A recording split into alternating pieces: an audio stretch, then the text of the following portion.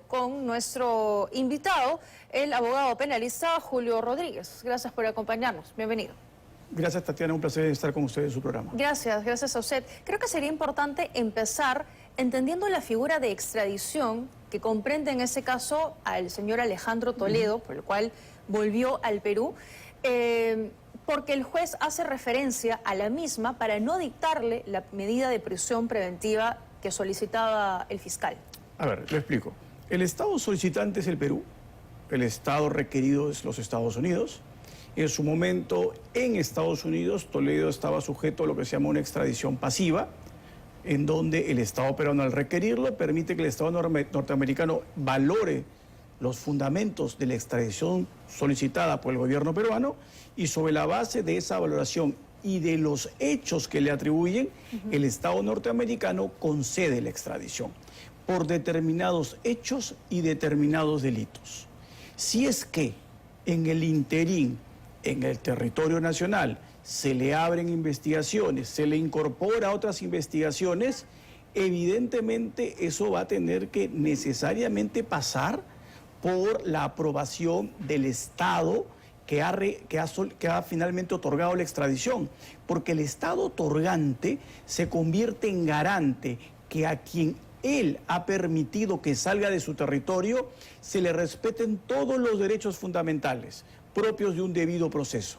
Por lo tanto, si no se le requirió la extradición por este hecho, definitivamente lo que ha hecho el juez en este caso, efectivamente es correcto. El juez no podría haberle permitido siquiera medidas de esa naturaleza por un hecho que el Estado norteamericano no concedió como parte de la extradición. Claro. Entonces, el señor Alejandro Toledo no puede ser detenido por casos o hechos que no han sido autorizados por la justicia estadounidense. Correcto, así es. Si la Fiscalía quiere insistir con esa medida porque ha dicho que va a apelar. A ver, yo le digo una cosa, Tatiana.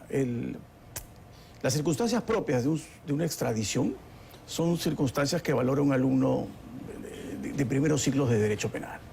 Si se da cuenta, yo a un Estado le pido que me entreguen a alguien por determinados hechos, yo sé que no voy a poder proseguir por otros que no han sido objeto de la extradición. Es decir, pedir estas medidas sabiendo que estos hechos no habían sido incorporados ni ampliados, porque se puede ampliar la extradición. Si lo requiero al Estado que ya me otorgó en primer momento la extradición y fundamento y me van a ampliar.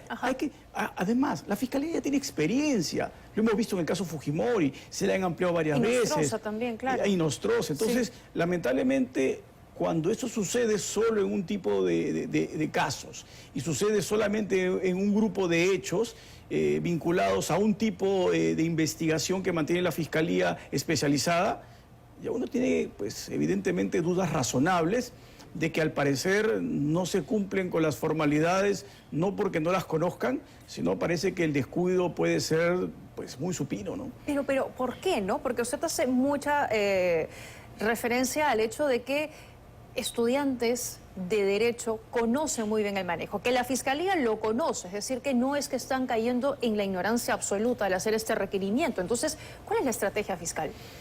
Es que yo diría que no hay estrategia, ¿no?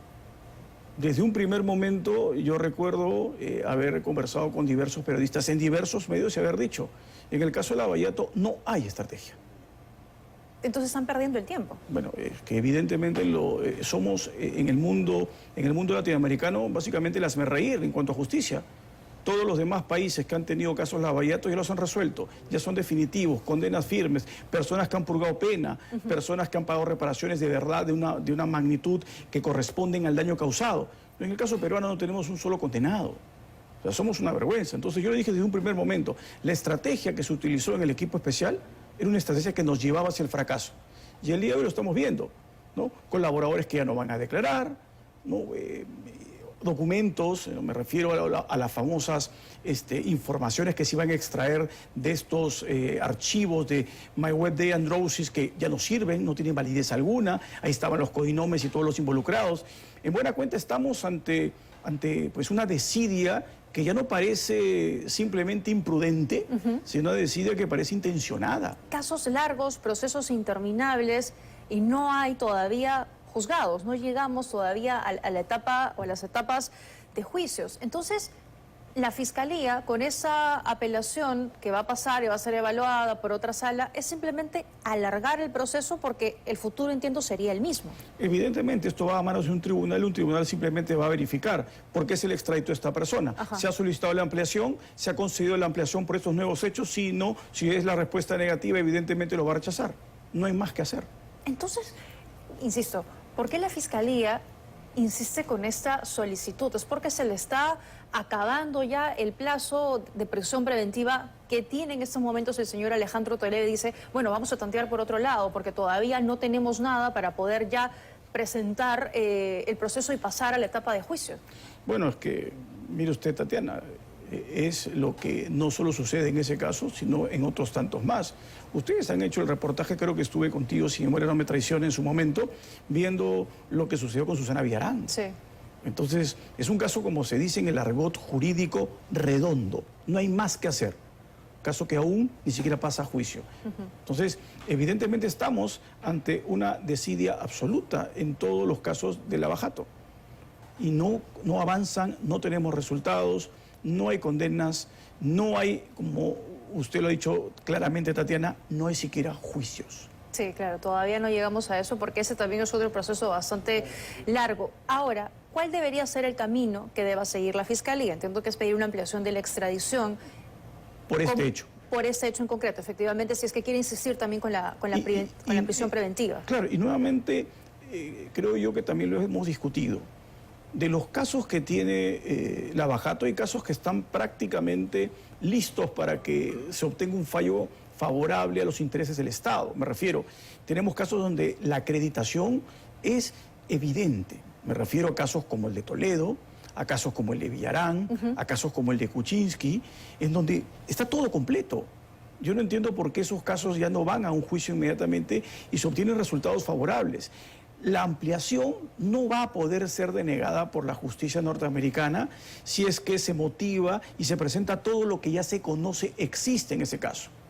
Entonces, por lo tanto, si no se hace, es porque el grado de responsabilidad de quienes son los encargados de ello no está a la altura de las circunstancias. Ahora, como parte de la sustentación de la Fiscalía, decía que o en todo caso, el tratado de extradición de Estados Unidos, para poder pasar el cuadernillo de ampliación de extradición, requería que Perú le dicte una prisión preventiva al señor Alejandro Toledo. ¿Es así? A ver, no, te explico. Esa interpretación no es correcta. Cuando uno inicia un proceso de extradición y es el requirente, el Estado requerido es quien ordena la medida de detención. Es decir, si Estados Unidos es el requerido y la persona está en territorio norteamericano, el procedimiento manda que lo detenga preventivamente con fines de extradición. Si Estados Unidos nos requiriese a alguien que estuviese en el Perú, sucedería exactamente lo mismo. El Perú detendría a esta persona con carácter preventivo con fines de extradición. Eso es lo que la norma manda. Claro. Lo que está diciéndose es totalmente equivocado. Y porque además la Fiscalía reconoce que si en caso el Poder Judicial actuara de manera equivocada, como ya nos ha explicado, y le dictase una prisión preventiva a Alejandro Toledo, esta no podría efectuarse, quedaría congelada hasta que se amplíe la extradición por Estados Unidos. Entonces es un sinsentido que estén pidiendo esta medida cuando ellos claramente reconocen que no se podría ejecutable, efectivamente. Ahora, ¿qué puede pasar con Alejandro Toledo, no? Porque su abogado dice que él ya debería estar libre, porque a su juicio la justicia de Estados Unidos no lo encierra o no lo encarcela por decisión de ellos, sino porque ya se le había dictado una prisión preventiva en Perú y que ese tiempo que estuvo en prisión debería contar. No, así no funciona. Cuando uno, y por eso le dije hace un momento, cuando uno requiere a otro Estado que una persona sea extraditada, el procedimiento de los países básicamente de nuestro entorno son muy similares. En el país requerido se le ordena una prisión de carácter preventivo, ¿no? Dadas las características del sistema norteamericano, esa prisión preventiva puede dejar sin efecto temporalmente si es que se da una fianza y se establece el empleo de grilletes electrónicos, por ejemplo. Pero quien ordena esa prisión preventiva no es el gobierno peruano. El gobierno peruano no tiene potestad, no tiene jurisdicción en suelo norteamericano. Quien decide ese procedimiento son las autoridades norteamericanas. Y por lo tanto, el procedimiento que se lleve en suelo norteamericano no tiene por qué afectar lo que en territorio nacional se ha decidido. Y en territorio nacional existía una orden de prisión preventiva que solo se puede ejecutar cuando el extraditable llega a territorio nacional. Y es a partir de ese momento que se compute el plazo de la prisión preventiva ordenada. Claro, porque en todo caso ya él va a tener que seguir cumpliendo esa medida hasta que se venza el plazo, medida que de hecho se va a resolver la próxima semana. El Poder Judicial va a tomar una decisión respecto a la extradición, a la excarcelación, para ser exactos. Ahí tenemos justamente el documento en pantalla respecto a la excarcelación que pide el abogado del expresidente Alejandro Toledo. Se dará a conocer en audiencia esta apelación, porque ya le fue denegada en una primera oportunidad, a las 9 de la mañana del miércoles 27 de marzo del presente año. Esta apelación correría entonces la misma suerte y él continuaría bajo el mandato de prisión preventiva en tanto duren las investigaciones. Así es, eso es lo que yo vaticino que hará la sala, aplicando básicamente los criterios que yo le acabo de señalar. Muy bien, entonces nada, simplemente insistir con la Fiscalía, porque aparentemente no tienen nada para poder pasar a un juicio y estamos presenciando casos y procesos eternos, procesos largos, solicitudes de prisiones preventivas también bastante largas, y ahí nos estamos quedando. Tatiana, 2016 comienzan los famosos casos Lavajato. 2017 comienzan las primeras detenciones en el Perú. 2017, 2018, 2019. Estamos en 2024. Han pasado casi 7 años, poco más. Y no tenemos un solo condenado. O sea, yo mido la eficiencia del perseguidor del delito sobre la base de qué me puede ofrecer como éxitos. Y son éxitos, casos resueltos de forma definitiva. El equipo Lavajato no tiene un éxito que ofrecer. Y hacía bien en también compararnos con otros países que se han visto afectados por lo mismo y que tienen muchos mejores resultados. Más allá del empleo que yo he escuchado tristemente por algunos, referirse a países caribeños, República Dominicana, donde también hubo caso Lavajato, ya resolvió y condenó en última instancia a los involucrados en este caso. Y aquí todavía nada. Vamos lento. Muy bien, doctor, gracias por habernos acompañado. Un placer para mí. Esta noche, un poco entendiendo la figura.